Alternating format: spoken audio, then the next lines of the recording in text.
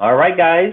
Well, welcome to this special webinar called 5 Musts to Making 2018 the Greatest Year of Your Life. And so I'm just curious, I want you to make some sort of noise that's going to reflect how 2018 is going to be for you on the count of three, okay? Just make some noise on what 2018 is going to be like for you on the count of three. Ready? 1, 2, 3, go. Whoa! All right, that's what I'm talking about. You guys are ready. And for those of you who haven't experienced me before, I'm so looking forward to meeting you at the greatest year of your life. I can't even tell you the breakthroughs, the connections that you're going to make, the information you're going to be exposed to, the speakers that are all going to be there. And by the end of those 3 days, something magical will have happened for you. And so I'm really honored to share not only this webinar with you, but for those of you who are registered for the greatest year of your life, excited to see you there in person. And so this 1 hour, 75-minute webinar is really to give you a taste of what some of the information that you're going to get at the greatest year of your life. And also, for those of you who are registered for the event, this is going to be your prep work. So we want to make sure that when you step into those 3 days, that you're ready. You kind of get a sense of what's going to happen, while at the same time on our end, making sure that there's a lot of kind of suspense that, we don't tell you everything that's going to happen, because there's something very powerful about spontaneous breakthroughs, which will happen. All right. So let's move forward. And I want to share a quick metaphor with you. So there's a concept in psychology that's been around forever called learned helplessness. And basically what this means is, for example, when elephants are part of the circus, and when they're young, they want to make sure that they don't run off. So they tie them to these stakes in the ground, and they tie this rope around their leg, as you can see on my screen.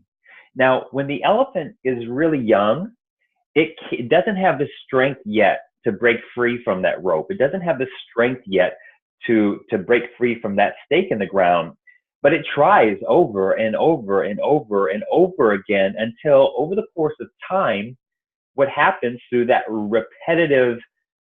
those repetitive attempts, the elephant learns the belief or creates a belief that says, anytime this rope is around my ankle, I can't go anywhere. And so even as the elephant grows older and older and older, to the point where they can bust through that stake, they could break that rope very easily if they were just to try again. But at a very young age, they've learned that anytime this rope is stuck to their ankle, that they're helpless, that they can't go anywhere. And in many cases, everyone, this is how our limiting beliefs operate.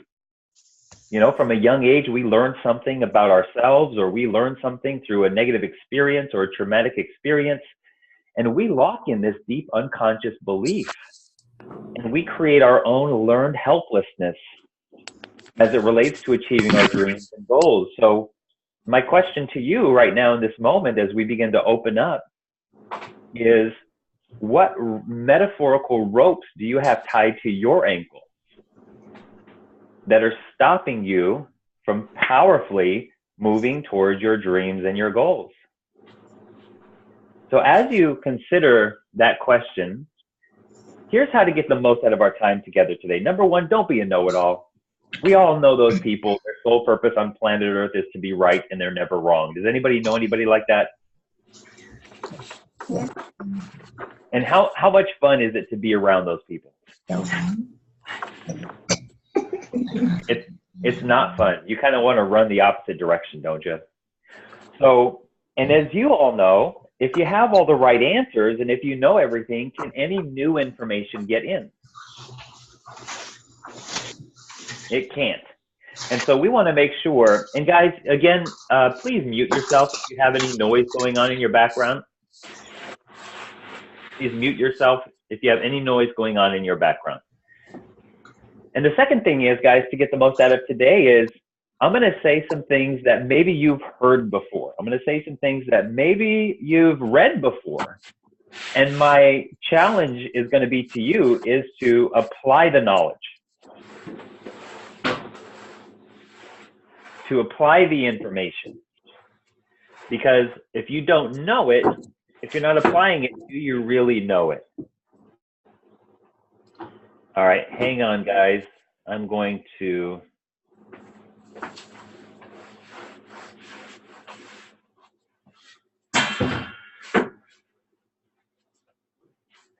give me 1 second here. What is all that noise in the background? All right, I'm going to mute that phone. All right. All right. Sorry, guys. Sorry for the little technical difficulty here, but everybody should be muted now. All right. All right, there we go. Woo! Okay, so knowing, can everybody still hear me? Just kind of nod your head if you can hear me. Okay, cool. Thank you. All right.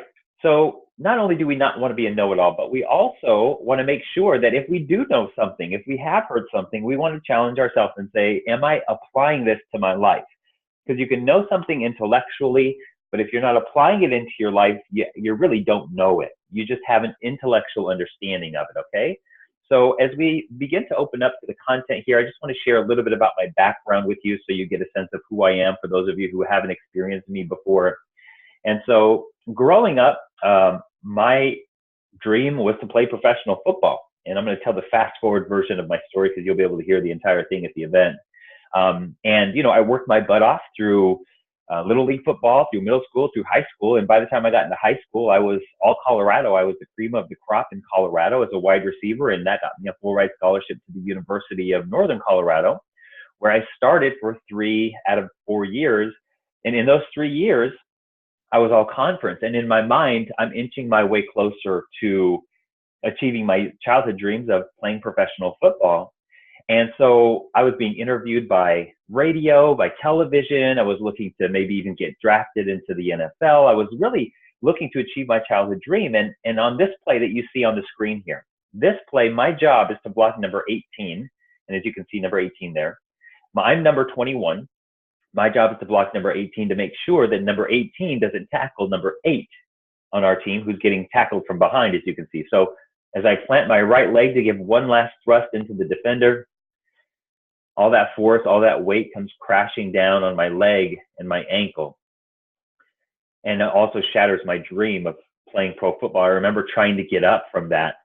And I reached down to try to grab my leg, and I felt the bones shift in my leg, and I crumbled to the ground in tears because I knew that my childhood dream had just come to an end in a split second. And I was devastated. I remember going to the sidelines, and the trainer who was there at the time helping me out took off my shoe, took off my sock, unraveled my tape, and I looked down and I just see my leg dangling there. And it was a nasty break. I was in shock, and I needed some sort of confirmation. So I look at the trainer who was working on me at the time, and I asked him, and I just kind of looked at him like, what's going on? And he looks at me with these very sad eyes, and he says, sorry, George, it's over. And so I crumble, I start crying even more, and my parents come running down from the stands, and, they're crying with me. And it's this very tear-jerking moment. And as they wrapped my broken leg in an air cast to try to stabilize the break before they took me into the emergency room, I remember I had my head down as they were carting me off the field. I had my head down, and I hear these loud roars from our crowd. I assumed that we had scored a touchdown. So I look over to the crowd, to the field, and, our players and the other team's players were clapping and sending me off in a standing ovation. I look to our crowd, and I see, 10,000 people there sending me off in a standing ovation. And it was the most bittersweet moment of my life, and I gave one last hurrah, one last wave to the audience, to the crowd, and it just tore me apart. And after that, I fell into a really deep state of depression, started doing a lot of drugs, drinking a lot of alcohol to try to stuff the pain of feeling like I was a failure, that I didn't achieve my childhood dream, and that I didn't make it. And I had no idea who I was anymore, because for most of my life up until that point, I was a football player. I was supposed to, the vision for me was to become a football player. And so when that ended, I ended up going just to enough classes to graduate with a communication degree from the University of Northern Colorado. And that's when I moved to Denver. And so fast forward, I needed to pay the bills, obviously. And so I decided to get a job with a growing technology company as a sales rep. And within 6 months, I'd worked my butt off. And within 6 months, I was managing a team of 12 salespeople. And I got a taste of what it was like to teach and train and develop people. And I fell in love with that. But I couldn't stand working for militant style bosses, militant style leaders. And so after about 2.5 years of loving growing my team and, developing people, but at the same time, really disliking working for managers and leaders who are out of integrity, I fell into another deep state of depression. And I remember I was so frustrated and so angry. I didn't feel like I had a voice in this company. And I remember waking up one morning and I had just this eruption of emotion come through me and I was crying. And I asked a very important question. I said, God, why am I here? I said, what's my purpose on the planet? I was just going through a very bad breakup at the time and just tore my heart apart in many ways. And I remember considering committing suicide. And so after I asked the question of why am I here? What's my purpose on the planet? A week later, as many of you know, and Tony Robbins has taught us, is that the quality of our life is in direct proportion to the quality of questions we consistently ask ourselves. And many of you who do Access know the power of questions. And so I asked the question, why am I here? What's the purpose of my life? Why am I on the planet Earth? A week later, I found myself in the Denver Public Library and wandered up to the second floor, and I started reading the spines of all of these books. And all of a sudden, I see this one book, and it says Unlimited Power by Anthony Robbins. And there was something about that title that really fired me up, because I felt so powerless at the time. I felt so worthless and powerless. Something about having unlimited power really inspired me. So I grabbed the book and I started reading some of the pages on the book. And all of a sudden I started getting chills. I don't know if you've ever had that experience. You read a book and all of a sudden you're getting chills. There's something, your intuition is telling you something to follow this trail of breadcrumbs. There's something here for you. So within a very short period of time, I devoured this book and I felt so inspired. So I decided I was going to go on a 30-day media fast. That for 30 days, I was not going to watch television. I wasn't going to watch the news. I wasn't going to be on social media and, being in arguments about political issues or any of that crap. I was just going to go on a media fast. And for 30 days, I did something called garbage in, garbage out. And all a media fast is basically saying, okay, for this amount of time, I'm not going to watch the news. I'm not going to watch the media. I'm not going to watch television. I'm not even going to listen to music. I'm going to just flood my mind with personal development information. So I started reading books like crazy. Anytime I was driving, I was listening to an audiobook. And over the course of 30 days, my whole world changed. My own internal, the way I felt about myself, the way I felt about people, the way I looked at the world, all of that changed and brightened up for me. Because you have to remember this, part of your brain, listen in on this, guys, part of your brain is designed to take the information that continuously gets inputted through your five senses, what you watch, what you hear, what you feel, all the information that gets inputted into your brain's job is to create a reality and to project a reality based on that consistent data. Does that make sense? And so a great example of this are my parents. I love them to death, but all they do is watch murder mysteries, cops, and the news. And so you could imagine somebody who watches murder mysteries, cops, and the news, you can imagine what their brain is telling them about the world, what their brain is telling them about other people. People are dangerous. The world is a dangerous place. And so you see it in the way that they live. They go to the grocery store, they run their errands, they go to work, but they mostly spend their time at home watching television because they've consistently inputted information or data that says the world is dangerous, that people are dangerous. And there's nothing wrong with that. But you just have to stand guard to the doorway of your mind and be intentional and conscious about the information that's getting in. Now, if you want a great challenge that's going to change your life over the next 30 days, I challenge you to go on a media fast. No more TV, no music, no nothing. Just flood your brain with personal development information. And as you do that, some of that garbage that's been in there will start to leave. The way you feel about yourself will start to change. So that's my challenge to you if you'll accept it. The next book that I read, well, let me back up for a second. So I got so inspired after that 30-day media fast that I decided that I was going to quit my job. I had no idea what was coming next, but I went in, I gave my 2 weeks notice, and in that 2 weeks, I wasn't teaching and training on what I was supposed to be teaching and training on. I was actually teaching what I was learning out of all these books. And then my last day, I gave this heartfelt speech to my team, and we're all in tears and hugging. And 3 of the 12 reps that I worked with came up to me afterward. They said, "George, you should be a motivational speaker. George, you should be a motivational speaker. George, you should be a motivational speaker." And the third time, something clicked and I heard it. And I don't know what your religious or your spiritual beliefs are, but I do believe that the universe or God or the creator or the almighty or Peter, whatever you decide to call this almighty, all creative force, the fabric that runs through our entire universe, whatever you decide to call that, I believe that it's communicating to us in a lot of different ways. And in many cases, it's through other people. And so I heard it the third time, boom, "George, you should become a motivational speaker." And I heard it and I said, "Okay, I'll become a motivational speaker." I had no idea how I was going to go from depressed corporate manager to motivational speaker, but I just was willing to try some of the things I was learning out of these books. And the next book that I read was called Psycho-Cybernetics by Maxwell Maltz. He teaches you in this book how to increase self-confidence, how to achieve your goals, really how to change your life using the power of visualization. And this is the first book that I learned about a part of your brain called the reticular activating system, or the RAS for short, as you can see on the screen.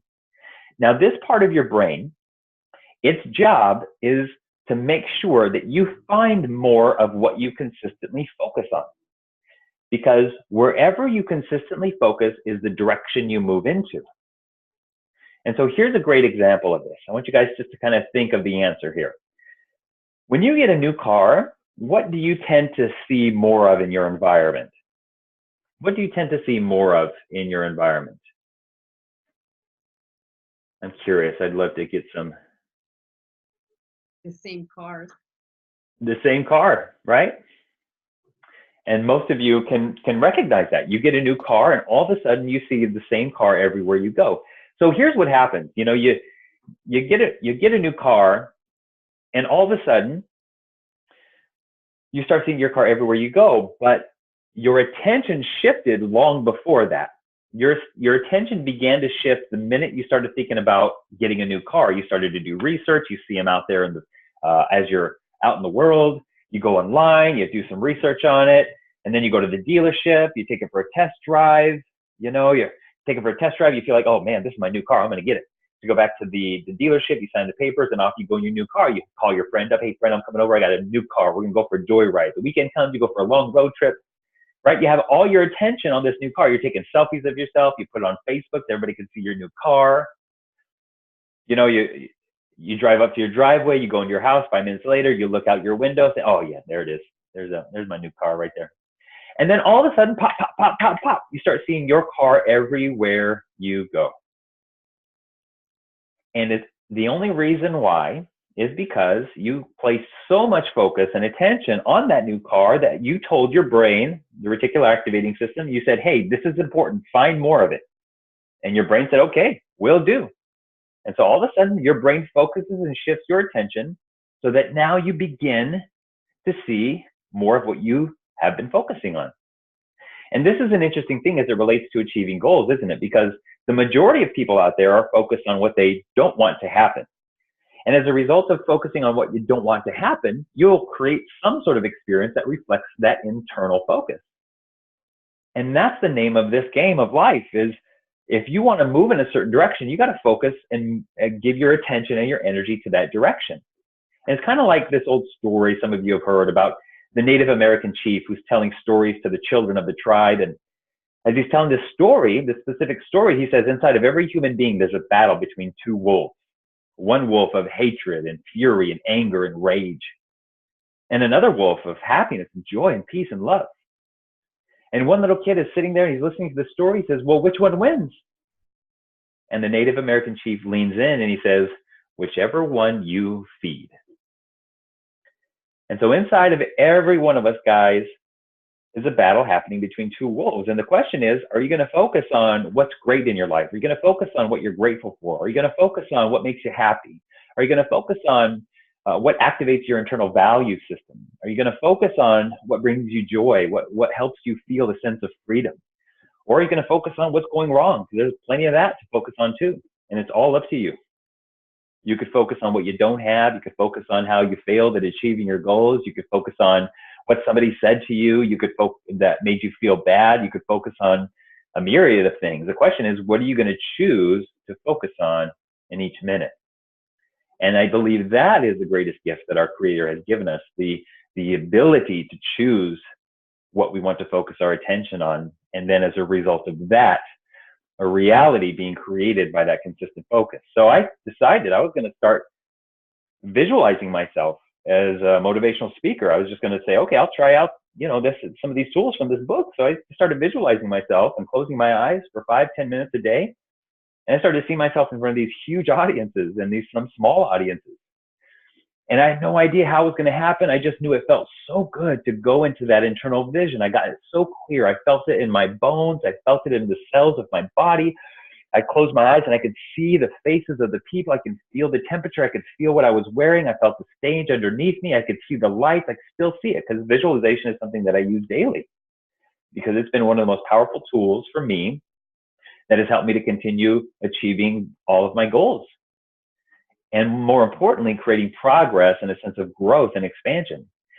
And so within about 4 years of visualizing over and over and over again, along the way, I got introduced to Toastmasters. So I started to go into Toastmasters and seeing what it felt like to be in front of people to speak. And I remember along the way, I even signed up for competitions within Toastmasters and failed my ass off. But I just knew that if I was going to get good at this thing that I just had this new passion for, that I had to do it often and consistent. Because remember that repetition is the mother of skill.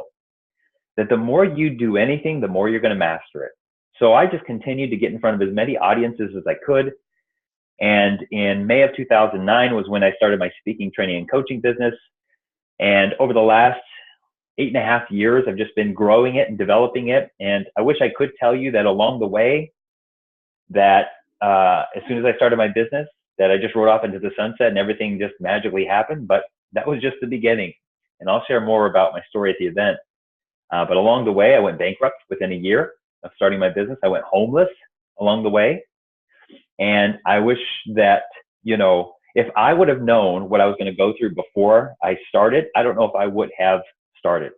But that's the beauty about going after your goals and stepping into uncertainty. That's the adventure of it. And so now, for the last several years, I've had the opportunity to travel around the country, and I've written 3 books, and I get to speak to audiences about personal empowerment, about peak performance, productivity, and I get to live inside of those visions and those dreams that once seemed like a distant future. And moving forward, 3 years ago, I moved to Portland, and within 3 years, I got married, I had 2 kids, and everything that's happening in my life right now that's just so amazing, I know isn't from what I thought about yesterday. It's all the years prior to that I shifted my state when I was feeling negative, that I decided to focus on what I was grateful for, that I decided to look for the good in myself and in others. And it's the progression of that is now what is my reality. And, I have the gift of being on ABC's AM Northwest here in Portland as a regular. I had a chance to work with some of the most amazing facilitators and trainers on the planet: Tony Robbins, Jack Canfield, Brian Tracy, John Assaraf. And again, one thing that I've realized along the way, and many of you have heard me share this metaphor, is people who achieve their goals and dreams, they water the bamboo. And what I mean by that is bamboo farmers, when they plant a bamboo seed, they'll water it and nurture it, give it sunlight for an entire year. And you'd probably expect for it to grow, but nothing happens. And after 2 years, same thing. You water it, nurture it, give it sunlight, nothing happens. But not long after that, when the bamboo breaks ground, it will shoot up 90 feet in 60 days. But think about all of those years that the bamboo farmer was just watering and nurturing it just knowing that one day it was going to sprout. And so the people who achieve their goals and dreams are the people who water the bamboo. They're the ones that do the work. They do the internal work. They shift their beliefs, right? They get clear on their vision. They visualize every day. Even though they can't see immediate results, they water the bamboo. So my question to you is, are you watering the bamboo? And if not, now's a great time to get started.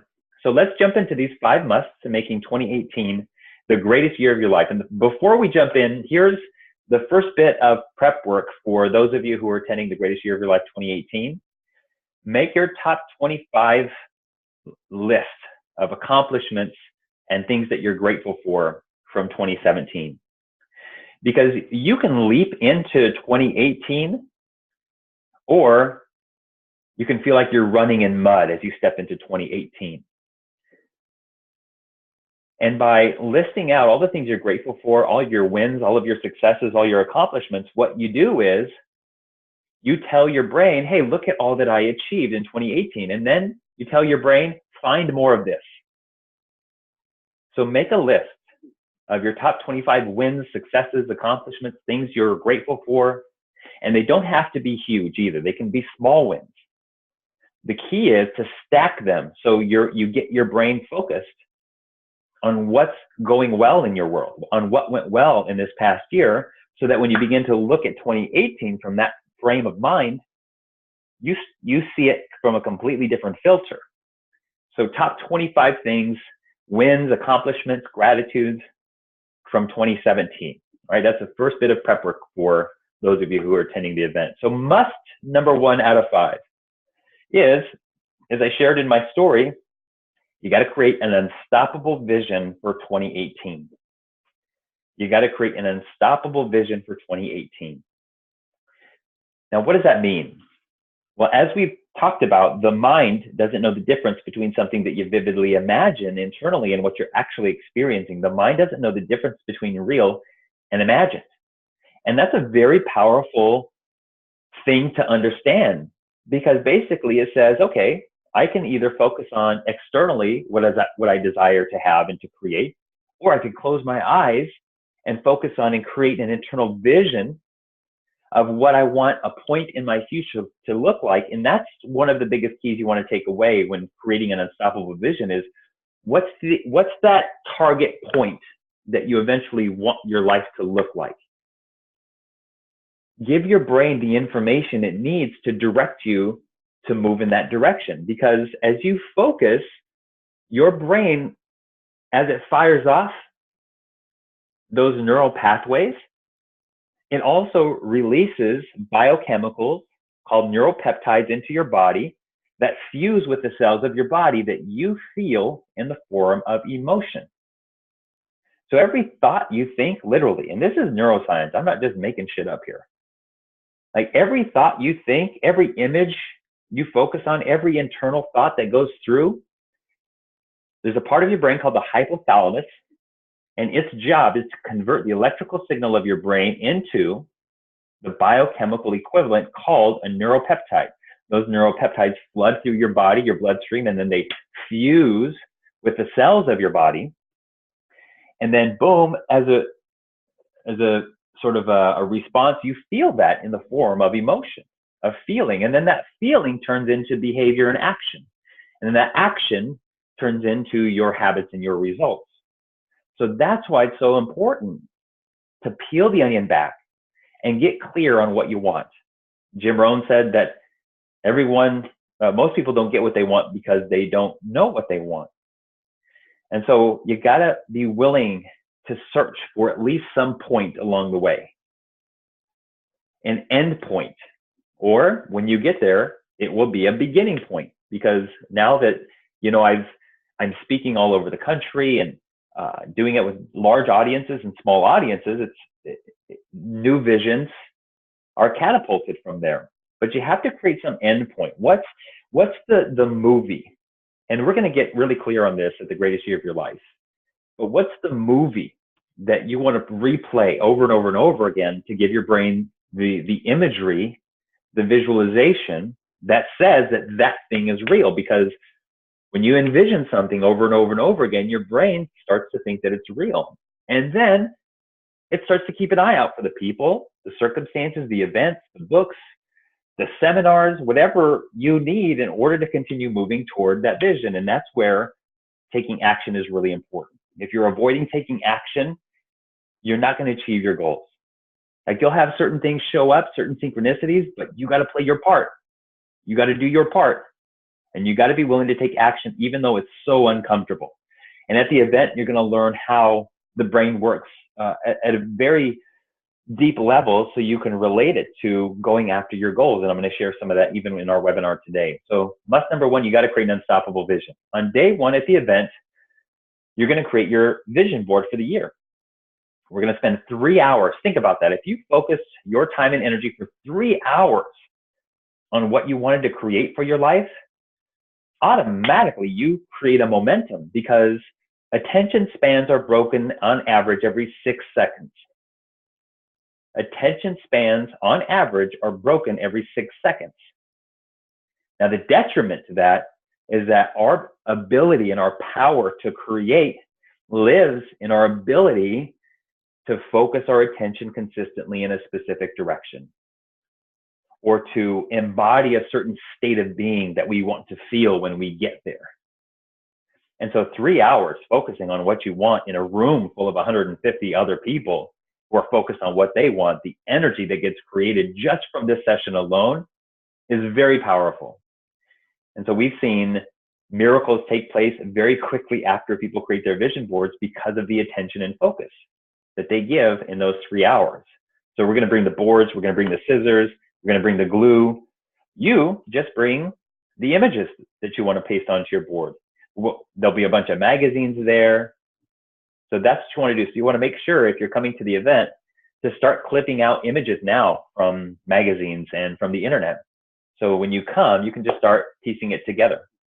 So must number one, you got to create an unstoppable vision, and we'll dive even deeper to this at the event. Number two, and this is prep work for a greatest year of your life participants. Brainstorm. What are your top 3 goals for 2018? Because some of you are thinking, well, top 3, that's it? Well, let me ask you guys a question. What happens when you're focused on too many things? Where does your brain go?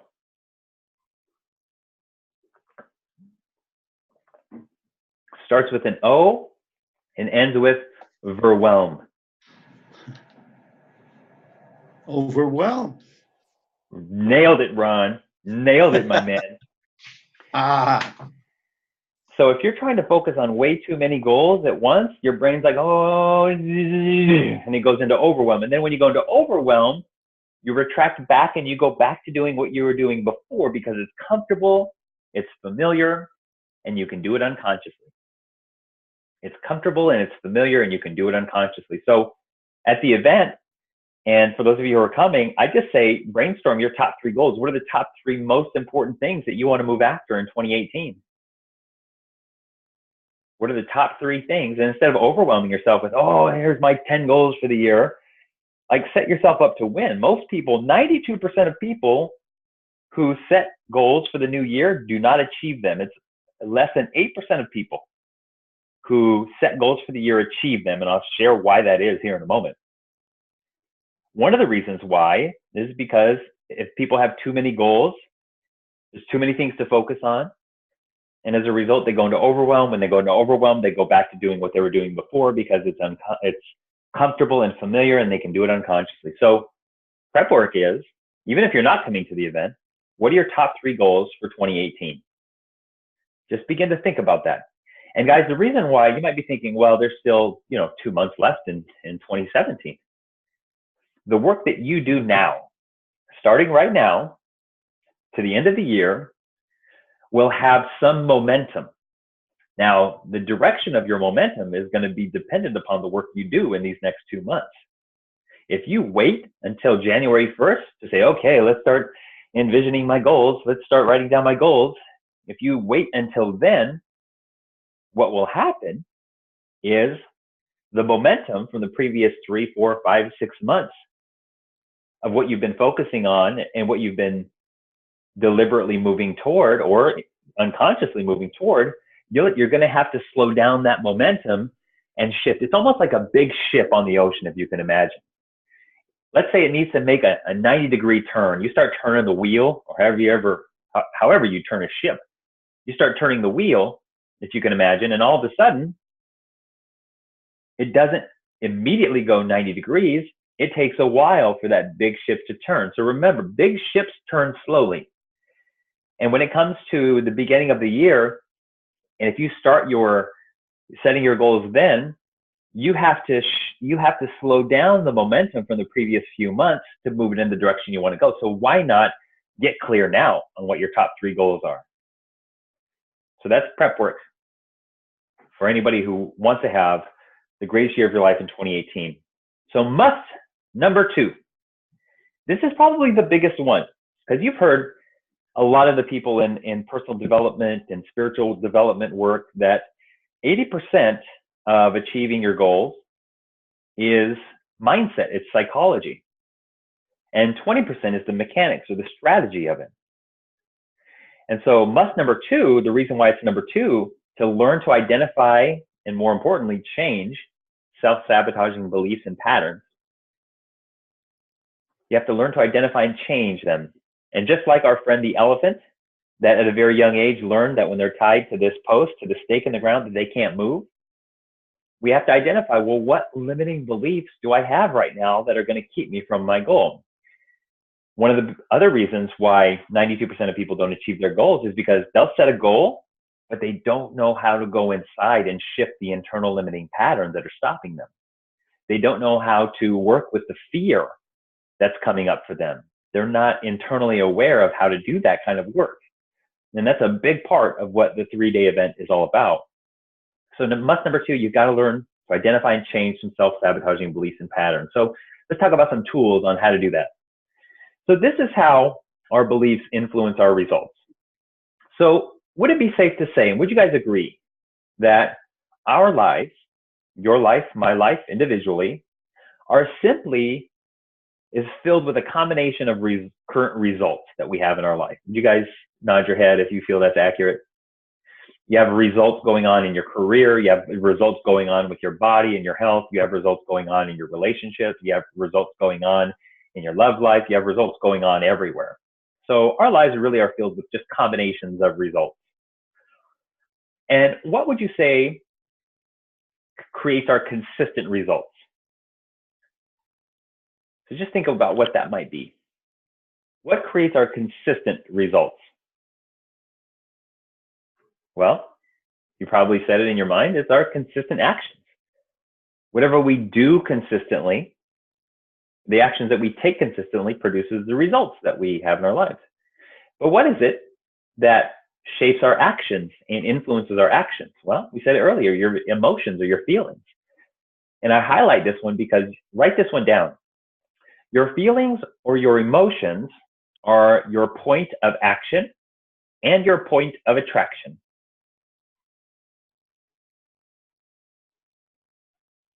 Your feelings or emotions are your point of action and your point of attraction. If you feel like shit most of the time, life is just going to show you more things to feel like shit about.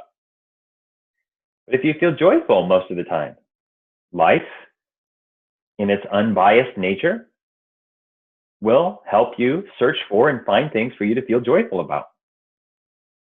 And life really can be that simple. It really can. I think somebody once said that, life is simple. It's people who complicate things.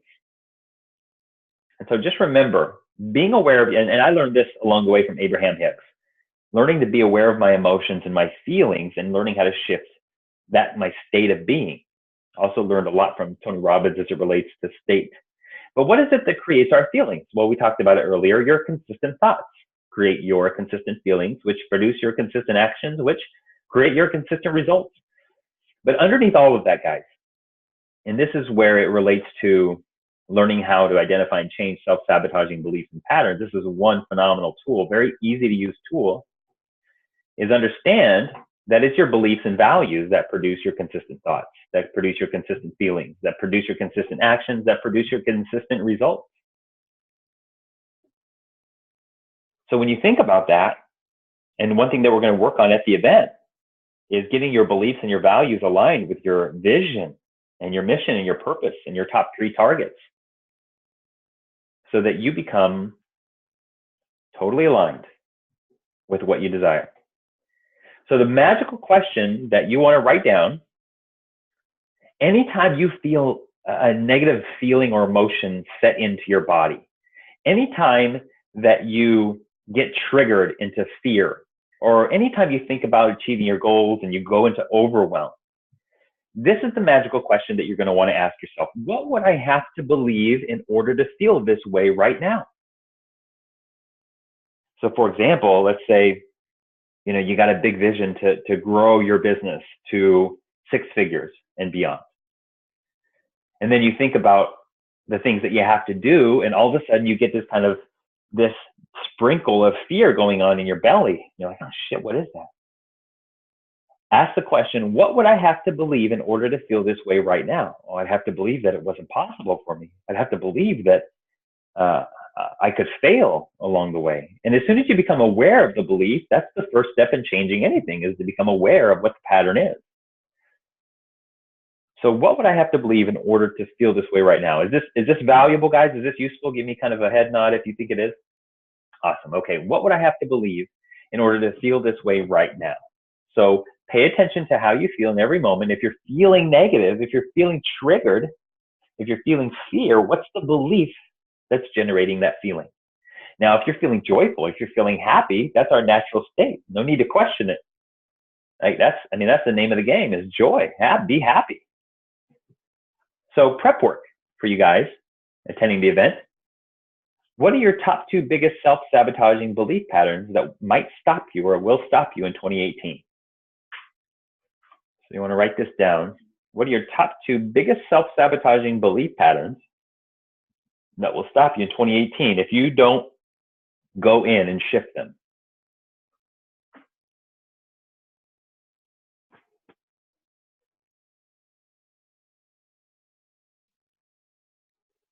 What are your top 2 biggest self-sabotaging belief patterns that will stop you in 2018? Now you can just let your brain and your mind think about that. You don't have to write them down now unless you know exactly what they are. So John Assaraf, many of you know, was on that movie The Secret, and he's also the CEO of an organization called NeuroGym, where he brings a ton of brain science behind his work. So I study John's work a lot because I find a lot of value in understanding scientifically how the brain works. Because it's one thing to say, thoughts create your reality. It's another thing to be able to break it down scientifically on how it happens. So, one day I'm talking to John. I said, John, what do we need to know? What do people need to know about achieving their goals that they don't know? And instantly he said this.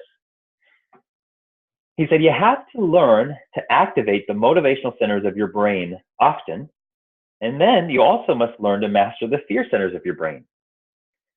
So here's a good metaphor to consider, is that after a webinar like this, or after attending a conference or an event, and you feel pumped up, you feel inspired, you've changed your state, you've changed some of your beliefs, you have direction, and you feel inspired, immediately your brain is designed to say, whoa, whoa, whoa, whoa, whoa, whoa, wait a minute. Change? That means danger. So John said, we all have motivational centers of our brain. You watch something inspiring. Maybe you watch a movie, you go to an event. But immediately, the split second after you feel that sense of motivation, there's going to be a part of your brain that says, well, wait a minute. Do we really need to go to that seminar? Wait a minute, do we really need to hire that coach? Wait a minute, do we really need to join that program? But things are okay, right? We're alive right now. We're surviving right now. We're okay. We don't need to go out there. And then it's going to try to talk you into just relax. Just go home, sit down on the couch, turn on Netflix, House of Cards. Turn on House of Cards. You like that show? Oh, you know what? Why don't you have some chicken? Have some chicken. Yeah, sit down, have some chicken. You like chicken. Have some ice cream. And it literally will talk you back out of the motivation that you felt. And so when John said this, it made so much sense. So how many of you have gotten inspired after an event, And then all of a sudden, you somehow, some way just slowed down and reverted back to where you were and what you were doing. This is why. And as soon as he said it, I'm like, oh my God, that's why. Like, I've done this before. I've went to events, felt super inspired. A few weeks later, a month later, doing what I was doing before. And I never understood it until John said it. And I was like, got it. So you have to learn how to activate the motivational centers of your brain by going to the greatest year of your life, by creating a vision board, by connecting with other people who have big dreams and big goals, by doing whatever you got to do to feel a sense of inspiration, motivation, excitement, enthusiasm to move towards your goals. And then you got to pay attention. What is the fear centers of your brain, the amygdala, which is designed for fight or flight. We have a very old brain, very, very old brain. And at a primitive level, we are designed for survival. And that part of your brain, once you feel a sense of motivation and you're wanting to step outside of your comfort zone, your brain says, whoa there, horsey, come on back here. You ain't need to do all that. Just come on back here, have a seat, eat some chicken, have some ice cream, watch some Netflix, take a nap. Just relax. You don't need to go to the gym. You've been lazy for this long. Why start something new? You're comfortable. You're surviving. You're okay. So you got to pay attention to the fear centers of your brain and how they talk you out of living and being outside of your comfort zone and going towards your goals. So the metaphor is, it's almost like when we get excited or motivated, boom, we step on the gas, and then the fear centers of the brain immediately are going to step on the brake. So you got to be able to manage both of those centers of your brain. And then he went on to say that there are 3 priorities of your brain. You may want to write these down too. The 3 priorities of your brain. Now, basically, these are the 3 most important things that your brain operates from. And the first one, as we talked about, is safety and survival. It is designed to keep you alive. Your amygdala is designed to trigger fight or flight response, which releases cortisol into your bloodstream and adrenaline if you need to fight or run. The second priority is energy conservation. So the brain wants you to conserve energy because you need energy to fight off saber-toothed tigers, lions and tigers and bears. Oh my. So your brain wants to conserve energy. It conserves energy by keeping you in your comfort zone. Notice how much energy it requires for you to change a habit that you've been wanting to change all these years. Notice how much energy it requires for you to step and really live outside of your comfort zone without retreating back into it. It takes a lot of energy to do that. And your brain's not trying to sabotage you. Is somebody writing on my screen? That's pretty cool. Anyway, your brain's not trying to sabotage you. It's trying to keep you alive. It's trying to help you. But a lot of times, how it influences our behavior, it seems like, oh crap, it's trying to sabotage us. And the third one is to create internal and external congruence, meaning the belief systems, the value structures, the internal map of reality that you've currently created. Your brain wants to make sure that it focuses your attention so that it's a one-to-one match of your external reality and your internal reality. It looks for congruence in the environment. At the end of the day, these are 3 ways of saying that your brain is primarily designed to keep you safe and to keep you alive. Now, you want to know how the 3 ways that our brain is programmed. Because guys, whether you like it or not, your brain is very much like a computer. And it's stuffed full of patterns and programs that it's learned along the way. And you want to know the 3 primary ways that our brain is programmed. And this will make sense to you. Number 1 is intense emotional experiences. So think about a time, maybe when you were growing up, where you had a really intense emotional experience. I promise you, you created a belief, you lodged in a pattern or a program about that experience. Growing up, I was 5 years old and I was wandering around the neighborhood and I was climbing on this fence and walking along this fence. I must have brushed along this bush. In that bush was a hive of bees. I had no idea. And as I brushed along the side of this bush, these bees started attacking me one by one. And And I'm 5 years old, so I'm freaking out. I'm crying. I have got trauma going on in this moment. Fortunately, one of my neighbors hears me, and she comes running out, and she grabs me, brings me in, and patches me up and saves the day. I didn't know it at the time, but my brain learned something very quickly and stored a belief, stored a program or a pattern, if you will, that said what? Bees are what? Dangerous. Exactly. Painful. Bees are dangerous. So now that it has that program in there, it sends off a red flag anytime I come near something that will trigger that same pattern again. So moving forward in my life, anytime I saw a bee, I would either freeze up, like my body would just freeze up, or I would freak out and start punching the air to try to get it away from me. And it wasn't until I went through my NLP training in 2009 or 2000, at the end of 2008, that we went through this process called fast phobia cure, because I had a phobic response to bees. And I went through this hour process, and literally within an hour, this phobic response was no longer valid. We basically reversed how my brain coded the information, and so it reversed the feelings along with it. It's a very powerful process. And so I remember one day, a few months after that, I was walking along this meadow in this field, and I'm walking by, and I see a few bees in the sunflower, and I keep walking with no emotional response. But my brain said, well, wait a minute, that used to trigger you. So I looked back at the bees, but I didn't feel the response anymore.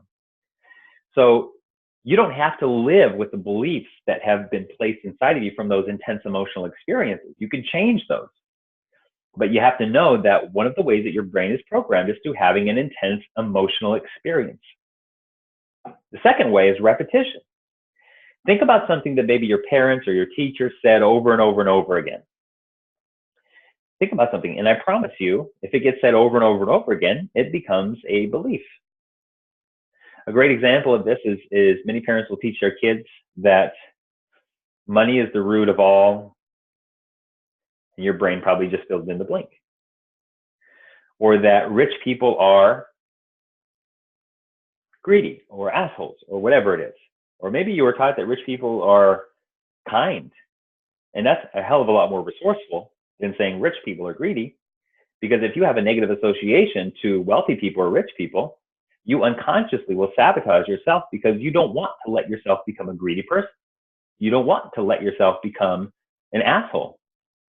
So for years, I self-sabotaged myself financially because of these underlying beliefs that, hey, rich people are greedy. Well, my brain's like, well, don't become rich then. Keep struggling. Because there's value in the struggle. And I believe that there is value in the struggle. So anything that is repeated over and over and over again gets lodged in your brain as a belief. So repetition, and we're going to touch on how to utilize repetition to your advantage here in a second. The third one is immersion. And all this means is, if you, for example, let's say you don't know how to speak Spanish, but you want to learn, the fastest way to learn is to move to Mexico and immerse yourself in the environment, because you have to in order to get along, to get around. So immersion, think about your childhood friends growing up, think about your family growing up. What beliefs, what values, what behaviors, what habits did they embody that they transferred over to you unconsciously? So at the event, we're going to teach you, how do you start to break free from those immersion patterns that have been settled in for decades for some of you. So let's talk about repetition. In this book, What They Don't Teach You About Harvard, or about what they don't teach you at Harvard Business School, there's a study that was done in there that was pretty cool. So in 1979, they took the graduating class from Harvard and they broke them up into 3 groups. The first group, they had goals and they wrote them down. The second group, they had goals, but they didn't write them down. The third group, they didn't have any goals, weren't sure what they wanted to do after they graduated. They followed up with these people a decade later, and what they found was pretty astonishing. They said the people who had goals but didn't write them down, they still were earning up to 2 times more than the people who didn't have goals. But the first group who had goals and they wrote them down were earning up to 10 times more than the first two groups combined. Think about that for a moment. You literally have the power to take a thought and crystallize it by writing it down. Think about the power in taking something that you cannot, an idea, a thought, into physical reality by writing it down. There is an immense transfer of energy in just that process alone. Think about that for a minute. Like, you crystallize a thought by writing it down. So why not write your goals down every day? That's watering the bamboo, my friends. Is doing the work that is creating the result that you can't see yet. So in my Breakthrough Academy that Ron is a part of, and I think maybe some other people on this webinar are a part of, we all have accountability partners, and we send our goals every day, ideally every day, to our accountability buddies. We write them down via text or via email or via written goal every single day. And it's amazing to see what these people have accomplished so far this year. So my tip for you, once you figure out what you want, write your goals down as often as you can. Must number 3, create unwavering internal alignment. Create unwavering internal alignment. Now, how do you do that? Well, let's look at some of the how-tos. So I want you all to think about a time when you just felt unstoppable in your life, when you just felt a sense of alignment with your life, you felt joyful, you felt like you were progressing in directions that were important to you. You know, you took mastery of your body and your health and your exercise routines, or you got your career on track, you got your money on track. Think about that alignment that happens. So instead of like hoping it shows up, instead of waiting for it to show up, why not create it, guys? Why not create that? And here's how you do it. So at the event, at the greatest year of your life, you're going to learn how to put together your pillars of alignment. A pillar of alignment is a value and a definition combined to help you stay in alignment with what you said you're committed to achieving. Simple as that. It's a value. So let's explore this even more. A value and a definition. So a value is something that you choose to hold as high priority, to feel, experience, or to have in your life. So, for example, health might be an important value for you. Family might be an important value for you. Freedom might be an important value for you. Happiness, comfort might be an important value for you. Commitment, passion, wealth, adventure, safety. There are, hundreds of possible values. So you've got to get clear on, okay, now I have my vision, now I have my top 3 goals, now I have my mission and my purpose, which you guys will do at the event. Now you want to go deeper inside and say, okay, what do I have to value in order to align myself with my vision and my goals? So let me give you an example. Values influence your choices and your behavior. So we unconsciously evaluate what choices and actions to take or not take based on the values that are currently active and practiced. What this means is your values can act as a compass if you use them consciously. So just like your beliefs, your values were set in at a very young age. You modeled them from your parents, teachers, and coaches, your environment. And then you went into the world with these values. And what you began to realize is like, oh shit, some of these values aren't working. And hopefully you figured out that consciously. And if not, life will give you an experience that shows you that, hey, this value is expired. So I'm going to ask you guys a question. For those of you listening or watching in, live or on the recording, if I said at the greatest year of your life, we're not going to be doing this, by the way, but if I did say, hey, we're going to go skydiving, I want you to raise your hand if you would go skydiving with us. Okay, we got some of you. Some of you are like, hell yes. And some of you are like, hell no. Let's see, we got a question. Victoria says yes. So some of you say yes, some of you say no. There's no right or wrong answer. Let's break down your decision-making process, shall we? So the minute I said, will you go skydiving with me, you had to immediately, whether you consciously did it or unconsciously did it, you created an image in your mind of what skydiving looks like for you. And then boom, immediately it activated the feeling for you. And then boom, immediately it activated your values and beliefs. And then boom, you made a choice. So for those of you who raise, and I do this with audiences of a few hundred people, and it's fun to do because usually it's like half and half. For those of you who did raise your hand and said, yes, I'm going skydiving.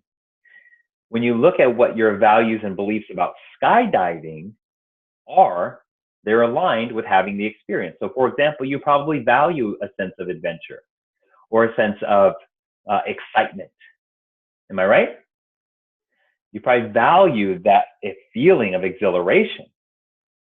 I'm with you. And you probably think about what you might believe, that skydiving could be fun.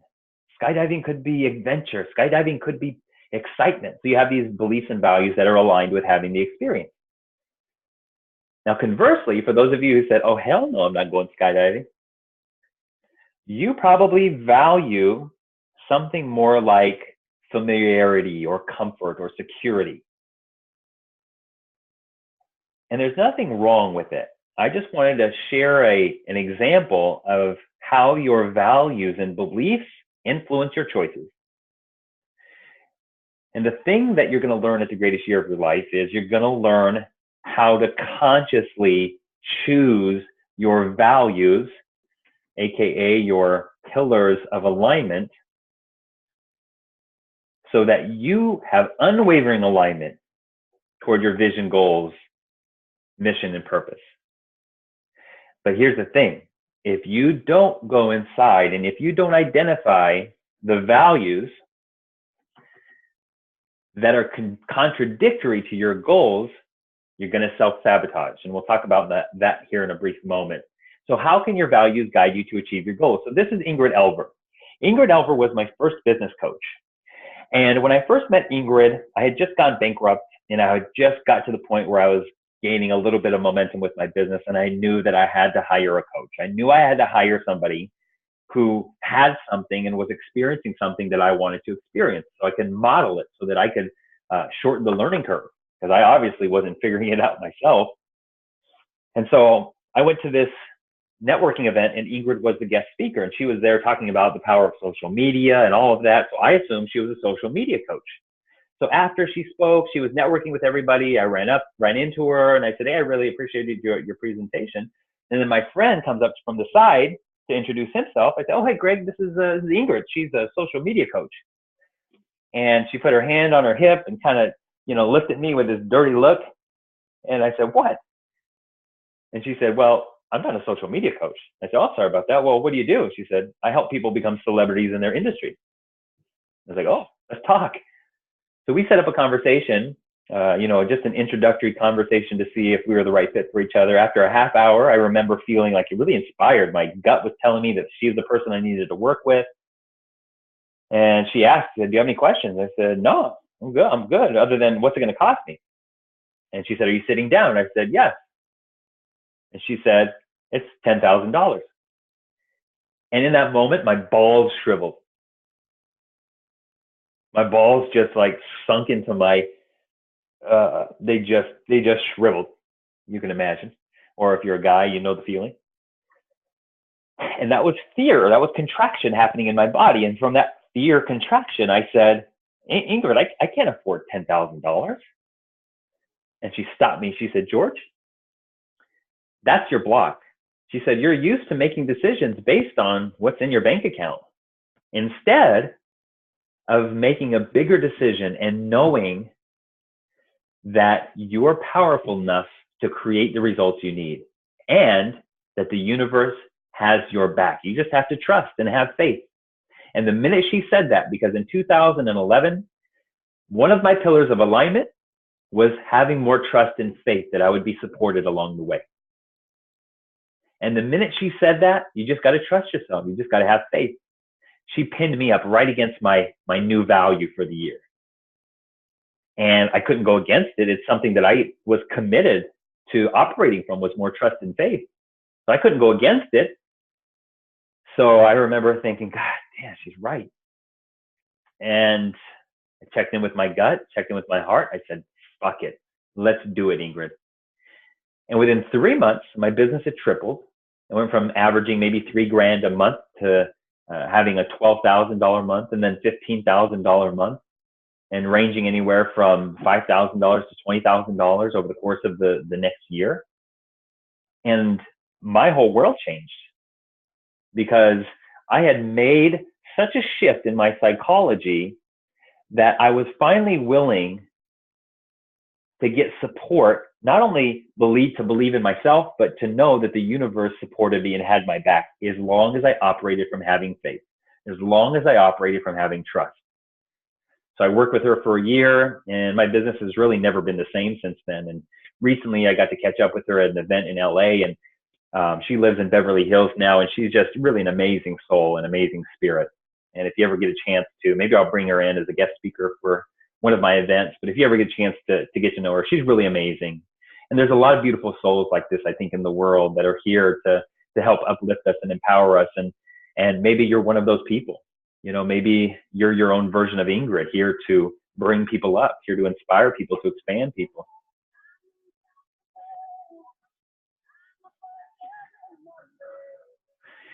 And so as we come back to two types of values here, there's resourceful values and there's unresourceful values.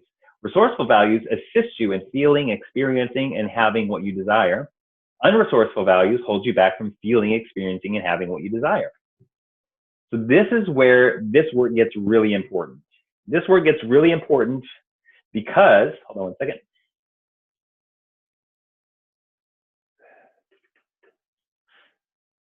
Yeah, yes, she is shorter than Tony Robbins. Ron, you are indeed correct, my friend. So values in conflict. What this means is that you have a value that's opposed to another value that you have. For example, I remember in that same year, just after I went bankrupt, just before I decided to recommit to my business, I was literally at the end of 2010 looking to move to Mexico and have or teach English as a second language in Mexico. And I was looking at all the schooling involved, all the education involved, the travel involved, and I was literally just going to quit my business. And it was just too much pressure. It was too hard for me at the time, it felt like.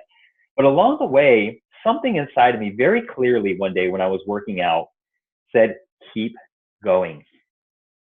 And I was like, fuck, okay, I'll keep going.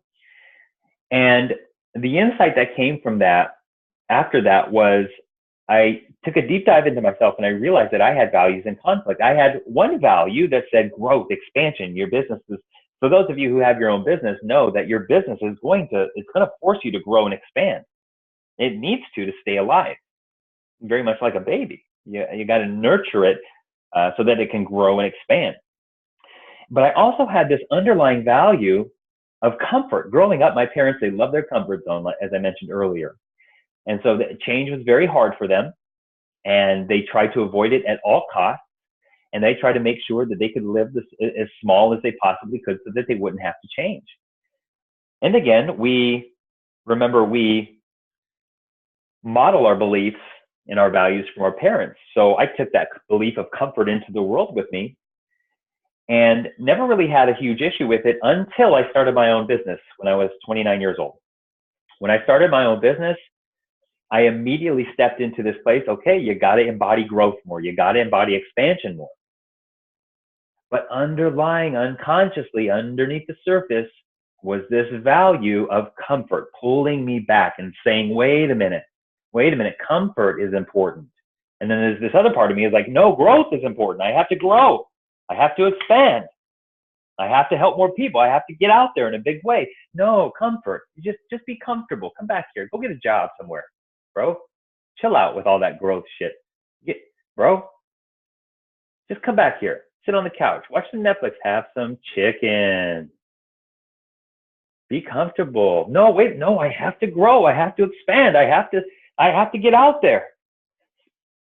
And I realized that I had values in conflict. And most of you can relate to this. This is when you set a goal, you take 2 steps forward, and all of a sudden, bam, bam, bam, you take 2 steps back. It feels like you're back to where you were. You're not, because you got to give yourself a learning experience, but that's what it feels like. You take 2 steps forward towards your goals and you're like, oh, feeling all good. And then boom, boom, boom, you take 2 steps back. Maybe you've done that with your health. Maybe you've done that in relationships. Maybe you've done that in your business or with your finances, but we can all relate to it. So at the greatest year of your life, you're going to learn how to begin aligning, creating unwavering internal alignment by choosing intentionally and consciously the values that you need, the pillars of alignment that you need to align yourself with your goals and your dreams, and to identify the values that are in conflict with the values that are going to move you towards your goals. And how valuable would that be?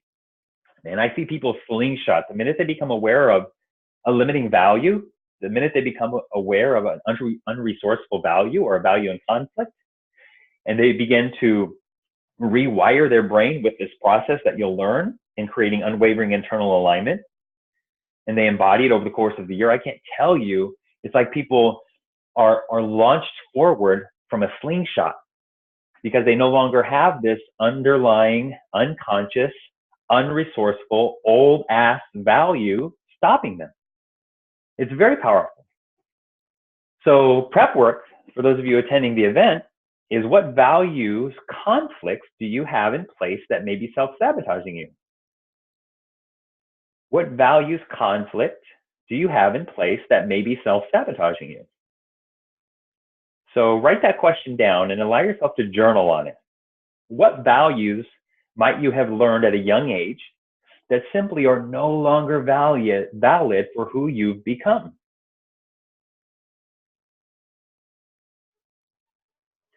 And I can't wait to take 3 days and dive into this stuff with you guys. Just like most people who attend, you're going to feel so aligned and so amazing, and like fucking nothing can stop you if you play full out.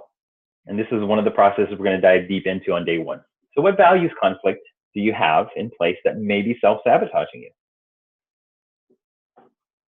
Must number 4 out of 5. We got to move forward here to stay in integrity with time. Got 3 minutes left. Must number 4 is you've got to surround yourself with other amazing people who empower you and will hold you accountable. Surround yourself with other amazing people who empower you and hold you accountable. I see some high fives happening over there. We got a party going on over here. Who is this down here? All right. Surround yourself with other amazing people who will empower you and hold you accountable. Now, this doesn't mean they're going to tell you what you want to hear. It means they're going to challenge you when they hear you say something that isn't aligned with your greatest self. It means that you eliminate the relationships from the people who are bringing you down. And I'm going to share something with you. You want to know who a true friend is? You want to know who you need to surround yourself with? Share your biggest goal for 2018 with your current peer group, with the people that you currently run with.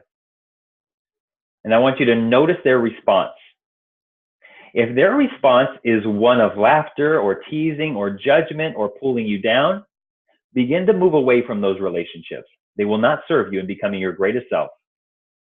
That is the most important decision I've made over all these years, is to leave people who don't bring me up. Fuck them. There are plenty of people out there who want to lift you up, guys. There are plenty of people out there who are going after their dreams. Got to find them. And so when I was just getting into this personal development world, and I had but had the inspiration to become a motivational speaker, the guys that I was hanging around with at that time, I was still 25 years old. And so we would go out and we would party on the weekends, and we'd have a bunch of drinks, and we'd come back. And after you have a few drinks, you feel philosophical. Well, it's kind of like that for me too. And we would gather around this island at 2 a.m. and we would just talk about the universe. We'd talk about stuff. And I was like, oh man, this is awesome. And so I had this inspiration to share. And I just said, hey guys, guess what? I'm going to become a motivational speaker. That was followed by a brief moment of silence, which was then followed by laughter, teasing, and judgment. And I bottled it up that night, but I went to bed hurt that night. I went to bed crying that night because I thought these were my boys. I thought these guys had my back. And when that happened, I was so hurt. In my mind, I saw them, high-fiving, chest bumping, butt slapping me, saying, "Congratulations, George, we got your back. Let us know how we can help." That's not what I got. I got teasing, I got joking, I got judgment. I went to bed crying that night. Woke up the next morning thinking, I got to find some new damn friends. And that's when I started going to Abraham Hicks seminars, Wayne Dyer events, Tony Robbins events, Jack Canfield events, John Assaraf. I started to go to as many workshops locally and internationally as I could. I went on a 11-day Mediterranean cruise with Abraham Hicks' crew. I've been in that hot seat. For those of you who know Abraham, I've been in their hot seat 14 times. And so they were a very important teacher for me early on, and all of them were. Tony Robbins is still. And that's when I began to meet people like you're going to meet at the greatest year of your life. That's when I began to meet people who were hungry for more, who didn't want to settle for a mediocre life, who weren't okay with being average. That's when I began to find a network of people who were going to support me and uplift me. And then I got involved in higher end coaching programs and just continued to take it deeper and deeper. And this picture that you see here, this is part of my year-long program called the Breakthrough Academy for the Unstoppable. And as you can see, we all had just got done doing a fire walk, and we're over here huddled in the corner. And there's just the amount of connection and love that has been developed in a small peer group over the course of the year is really it just tugs at my heart. And so you got to find yourself a group of people who are going to challenge you and empower you and hold you accountable to your goals. And that sometimes means telling them what they don't want to hear.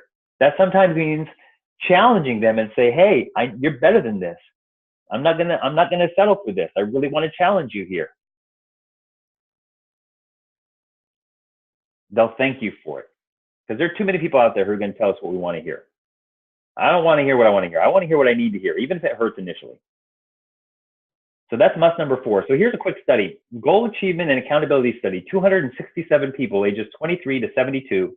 Group 1 was asked to think about their goals and then rate their difficulty level based on their skill level, their personal and professional resources, their commitment level, and their motivation. Group 2 had the same dimensions as Group 1, plus they wrote down their goals. Group number 3 did the same things as Group 1 and 2, plus they wrote action commitments for each goal. Group number 4 did the same things as Group 1 through 3, plus they shared those action commitments with an accountability partner. Group number 5 did everything Groups 1 through 4 did, plus they sent a weekly progress report to their accountability partner. And here's how it worked out. Here's one group. Groups 1 through 3, 43% of them reached their goals. It's pretty good. It's pretty good. Group 4, so all of groups 1 through 3, total of 43%. Group number 4, 62%. And remember, group number 4 were the ones who did all the same things as group 1 through 3, plus they shared action commitments with an accountability partner, and they went from 43% to 62% of group 4 alone achieving their goal. But here's where the magic happens when it comes to accountability. Group number 5, there were 76% of the people in that group achieved their goals. By doing these 5 things, thinking about their goals, writing them down, writing action commitments, sharing those commitments with an accountability partner, and then sending a weekly progress report to their accountability partner. So let that sink in for a moment, guys. You are 76% more likely to achieve your goals by doing those things. And that's what we do at the Breakthrough Academy. Must number 5 is you got to enjoy the adventure, guys. I mean, you got to enjoy the process. You got to enjoy the adventure of going after your goals and dreams. If you don't enjoy the process, what's the point? Like, most people think success is like this straight line. It's their expectation of what it should look like. But as many of you know, what it really looks like is chaos. What it really looks like is, oh shit. What it really looks like is, whoa. That's what it really looks like. And if you can embrace all of the lefts and the rights and the ups and the downs and the highs and the lows, if you can find a way to enjoy that, you've already won the game. Because setting goals is not about achieving them. It's about the person that you get to become along the way. I learned that from Jim Rohn and Tony Robbins. Setting goals is not about achieving them. It's about enjoying the adventure and the journey along the way. That's why we set goals. The majority of the world will live and die in their comfort zone, but the ones who really live, the ones who really fucking live, are the ones who say, fuck it, I'm going all in.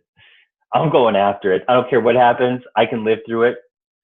Because think about all the challenges that you've had in your life, guys. Think about maybe a time when you were considering leaving the planet. You're still here. You still got more to give. You still got more to experience. And that's probably why you're on this call and on this webinar. And that's probably why you're going to attend the greatest year of your life, because you know you got more in you. And at the end of your life, at the end of all of our lives, I do believe that we are going to ask this one question. We're going to ask ourselves, did I give it everything that I had? Did I give it everything that I had? And you will not, I repeat, you will not be able to lie to yourself in that moment. The truth will hit you, and it'll hit you like a ton of bricks in regret, or it'll hit you in sparkles and feathers, and you'll say, yes, I did give it everything I had. Let's do it again. So when you come to the event, it's not about the goals. It's not about achieving your ideal weight. It's not about achieving the amount of money that you want to make. It's about the person that you get to expand into along the way. That's the journey. That's the destination, is the journey in itself. So in 2011, I started a small workshop, vision board workshop, and we had about 18 of us come together and we created vision boards. And since then, this has evolved eventually into a one-day event and eventually into a two-day event. And then in 2014, it became a three-day event. And then we named it the greatest year of your life. Since 2015, this small 2-hour vision board workshop has grown into an event that will have 150 people in it this year, including many of you who are on this webinar, many of you who are watching this, and to a transformational 3-day event with 7 different speakers that are going to come in and rock your world. So it's not just me up there for all 3 days. You'd probably get bored of that. So I want to make sure and bring people in who are crushing it in their specific area of study. So if you go to GYOYL.com, if you haven't been there already, and if you haven't registered, you get to see the sessions, the speaker lineup, and everything that comes with these 3 days. And if you liked what you experienced here in our hour and 24 minutes together, then you're going to love what comes to you in that 3 days. And right now, through the end of October, there's an 80% off ticket special, which means you get in for 80% off the full ticket price of $997. So if you go to GYOYL.com right now, you can register, and there are 49, somebody just registered actually. And so now there are 48 seats left. But I invite you, if you're feeling tugged, if you feel inspired, if you like what you learned here in our time together in our hour and 25 minutes, you're going to love the 3 days.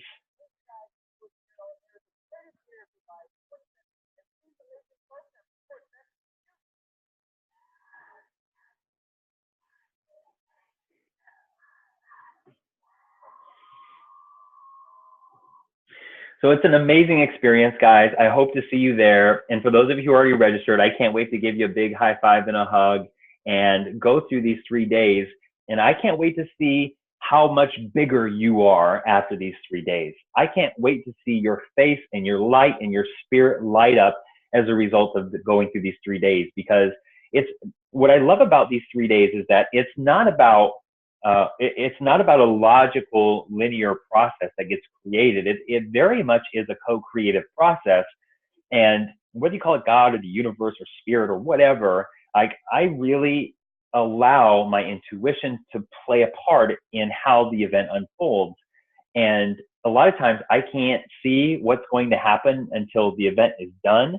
But as we continue to grow this thing, I start to see exactly what's going to play out. And I just can't wait for you guys to experience it. And it's not just me, it's the people that you're going to connect with, the other participants, the speakers who have a different viewpoint of expanding into your potential, the different exercises that we have that are going to rock your world.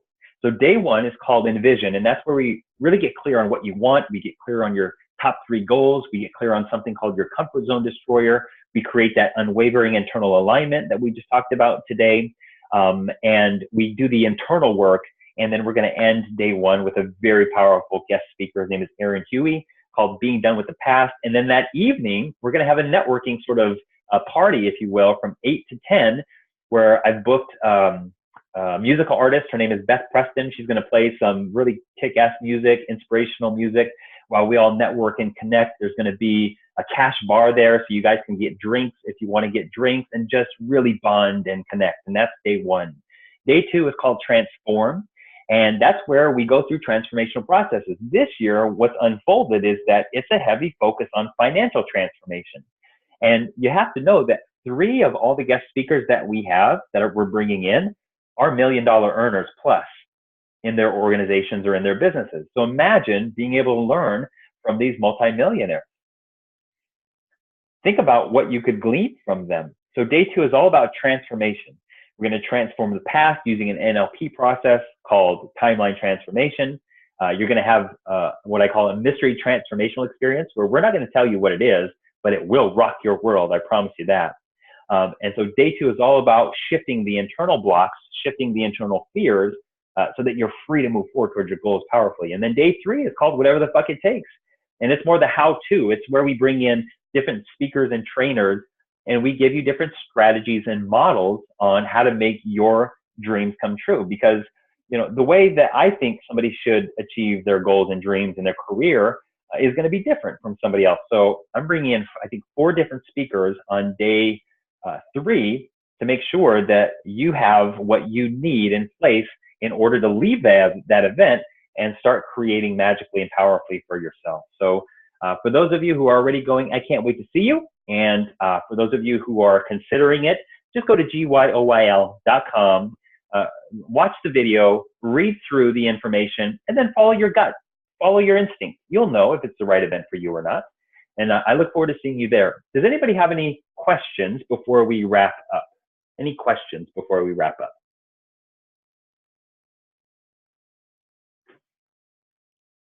All right, guys. All right. So I hope that left you satisfied, but hungry for more. I can't wait to see you guys in January. And for those of you who are already registered, keep an eye out for the emails. I'll be sending you some text messages to make sure that you don't stop yourself from being there, because remember, your brain is going to be thinking, hey, let me just create some experience. Let me create some experience so that you self-sabotage and you don't make it to the event. Let me flatten your tire, or let me put some sort of financial issue in your world, and then you can't make it to the event. You're welcome, Victoria. You're very welcome. Thank you all to joining me on this webinar. I'm so hungry and thirsty to take a deep dive and sink into these 3 days with you. I cannot wait. But in the meantime, make sure you have plenty of year left to create magic and miracles. So number 1, make sure that you have an eye on next year and what you want to create, and then your top 3 targets and all the things that you want to create in 2018, while making sure that you're following through for the rest of the year on what you said you want to achieve this year. All right, plenty of year left to create magic and miracles. All right, so I think there might be hungry like the wolf. Ow! Everybody on the count of 3. Let me hear your best howls. Say 1, 2, 3. Ow!